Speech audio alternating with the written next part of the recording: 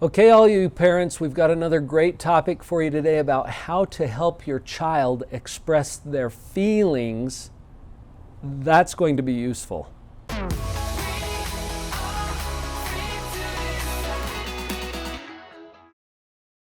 The biggest teacher that we have for our children is our own example. So I'll share 5 points with you today on how to help children express their feelings. The first one has to be our own example, that we model for them the appropriate way to express our feelings. If we are having problems with that as parents, it's important to do whatever we need to do to get ourselves on track so that we are expressing our feelings appropriately. And then we'll be in a position that we can really teach our children in a more powerful way.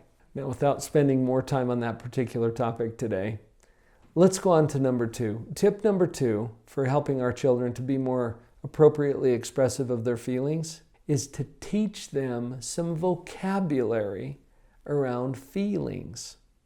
Depending on the age and development of your child, we'll tailor this to fit. Think about a teenager for a moment. I've asked some teenagers to just tell me what kinds of feelings they might feel throughout the day. Mad, sad, happy, and then they start running aground. It's like, I don't know if there's any other feelings other than those, right? What if we could teach some more vocabulary? There's some really interesting resources online too, and probably you've seen these before, like the chart that has all of the different faces lined up with a word, a feeling word, that's underneath that expression. Even in text messaging, you have the emojis and the emoticons in there that express some kind of feeling. This is a good thing to do, especially with younger kids, to help them develop that vocabulary. But while we're on teenagers, what if a teenager could talk about frustration instead of mad? Because a lot of times, anger is a secondary emotion anyway. It comes after we feel disappointed, frustrated, sad, or like we've experienced a feeling of loss, all right? And then sometimes anger comes after that. Well, if all they're identifying is mad, they don't have the words or the vocabulary or the insight to talk about these other feelings that could be triggering the anger in the first place. Let's expand that vocabulary and use whatever resources you can find for that. I mentioned like the chart with the faces on it, but you'll find other things online or in other resource places about how to increase the vocabulary on the feeling words. With little kids, you can play some games around this. For example, take a picture, like a picture book that has pictures of little kids or other people who are experiencing some emotion, and see if you can guess what the emotion is that they're feeling. You as a parent can come in with additional words that might help that child to describe the picture in a little different way than the traditional words that we might default to. So expand that vocabulary. That's tip number 2. All right. For the third tip today, I would say let's create some experiences that allow children to express their feelings in a variety of ways. Talking is only one way to express feelings. And it's a good way and a useful way, especially if we've increased the vocabulary around feeling words so that they can appropriately identify and express and describe things that they're feeling. But what other ways can we get to this? What if, for example, we pull out a box or a tray full of sand? And I'm really a fan of kinetic sand. Have you seen this? You can go look on Amazon and find what I'm talking about. Kinetic sand is just sand, but it's been combined with some silicone kinds of, I think it's actually what we used to make silly putty out of.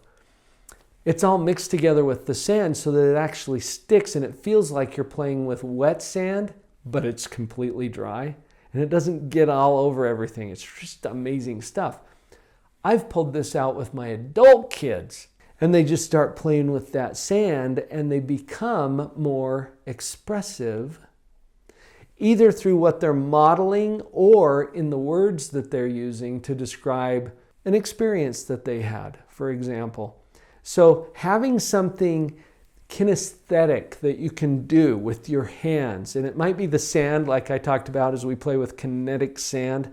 It could be some blocks that you could stack up and just play with. Now, this works great with kids, but I'm talking about my adult kids who have more access to expressing what they're experiencing as they get their hands busy doing something. And the default, especially in a family, you think about how your family interacts and what kind of conversations are we having. Well, if the TV is on, or if somebody's glued to their screen of their handheld device, we're not really connecting with the people real time all around us. Something like kinetic sand or silly putty. I've seen different products out there that it's like foam that you can sculpt, or, clay or putty. I'm thinking mostly of those things that we can kind of shape and mold.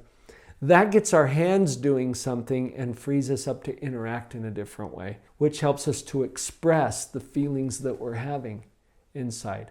So when I say give opportunities to express feelings in a different way, these are just some examples. You can also use puppets, puzzles, pictures where you can go through and describe what's going on in the pictures. There are games that help with this, like charades or Pictionary, where you practice actually expressing something in a different format or modality than we're used to. And these can be fun too, and give you something to do together as a family that actually has some really valuable educational impact to it. All right, let's talk about my fourth tip today on helping children to be more expressive. This one has to do with how you're approaching it as a parent. Practice empathy and reflective listening. Empathy is where we understand and care how someone else feels. As you approach your child in a very empathic way, where you really do care about how they feel, and you're willing to listen and understand. Now, the reflective listening has to do with feeding back to them what you're getting, usually with a phrase like this.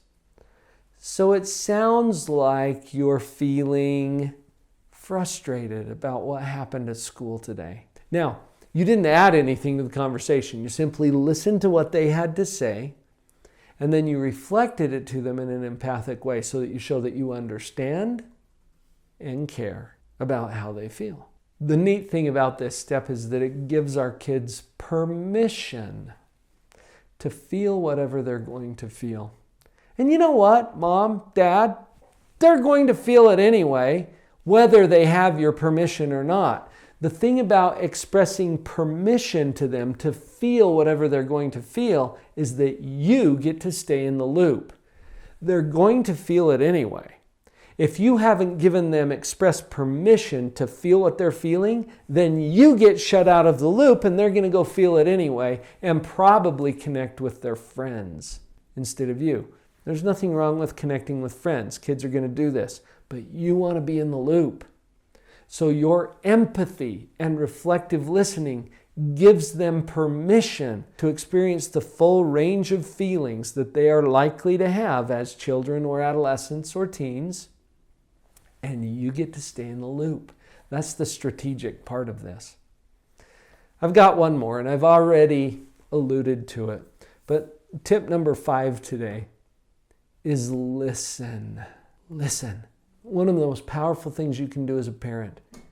You have 2 ears and 1 mouth. Probably that's a little heads up to something. Let's use them in that ratio. If you're listening at least twice as much as you're lecturing or talking to them, you're going to have a better shot at helping them feel that they can openly express whatever it is they're feeling. You listen, listen, listen. And the letters in the word listen are exactly the same as the letters in the word silent. Yeah, you're checking that out right now, aren't you? Yeah, they are. They're the same. Now, that's probably coincidental, but it's helpful. because you want to just quiet down some of the noise of your own mouth yapping away, but also whatever noise is going on in your own mind. Usually when our kids are talking, we might even be quiet, but our mind is working on our response or how we want to rebut or respond to or maybe chop down whatever it is that they just shared with us. So quiet all that stuff down.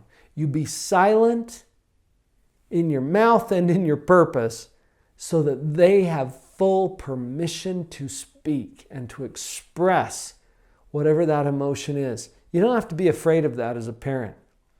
And we do sometimes, don't we? We get into a fear mode where we're like, oh, I don't want my kid to be feeling what they're feeling. Well, it's not up to you. So just quiet down and listen. You be there for them as that benevolent, powerful, loving force in their life. And they already know your opinions anyway, so you don't have to share all of those right now. When they want advice, they're going to ask for it. And they're most likely to ask for it if they know that you will listen. So listen, listen, listen. That's the last tip. Okay, so you know you did it while you were watching this video. You thought of some people, didn't you? Maybe in your family, maybe your friends. Share this episode with them.